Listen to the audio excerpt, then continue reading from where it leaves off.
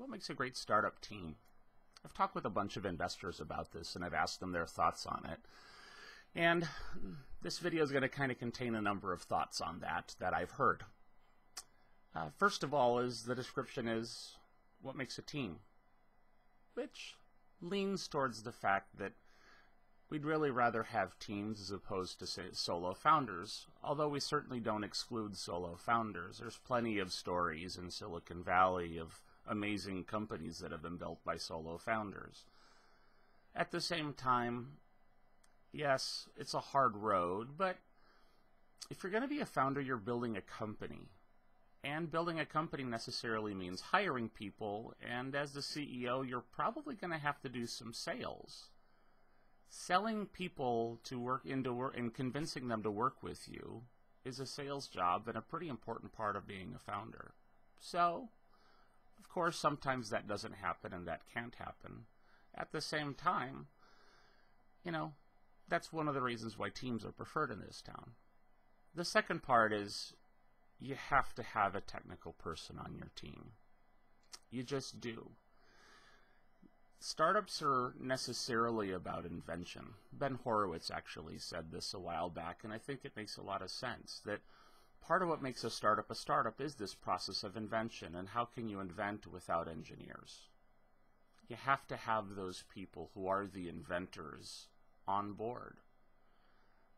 A person who's just coming to this with simply a business idea or a business plan, that doesn't really work.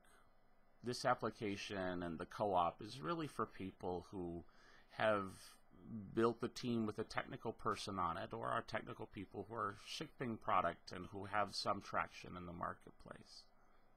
So just bear that in mind. What else is on team? The job that investors have is that of pattern recognition. And they tend to pick up on similar patterns over and over again, as this is what makes a successful team or not, and a lot of it's gut instinct.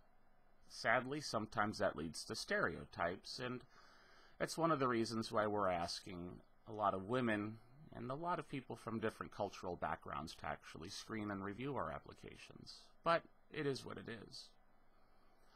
Also, the types of patterns that investors look for are things like they want people who have built things, who have built impressive things.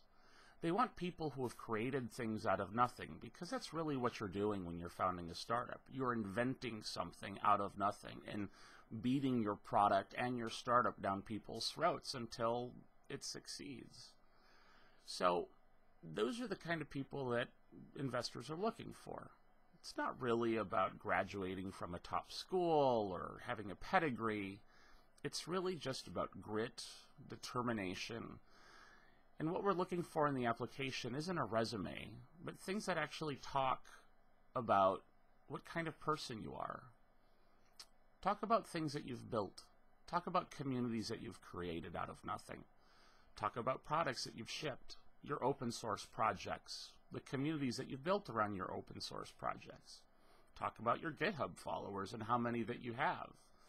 A blog with a bunch of followers hanging on your every written word. Talk about weird and quirky things that you've done that have gotten national media attention. That sort of stuff always helps. And then, of course, there's always, people who have designed things for national companies. People who have led big projects inside of major corporations. Intrapreneurs inside of a major enterprise is always good. And, of course, graduating from, a top-tier school helps. But really, it's not about having a pedigree. So we'd rather people keep their personal names as well as their schools off the application. That way, we just don't see that, and we actually see what it is that people are doing and what people have accomplished. Because we really do want this to be a meritocracy. Hope that helps.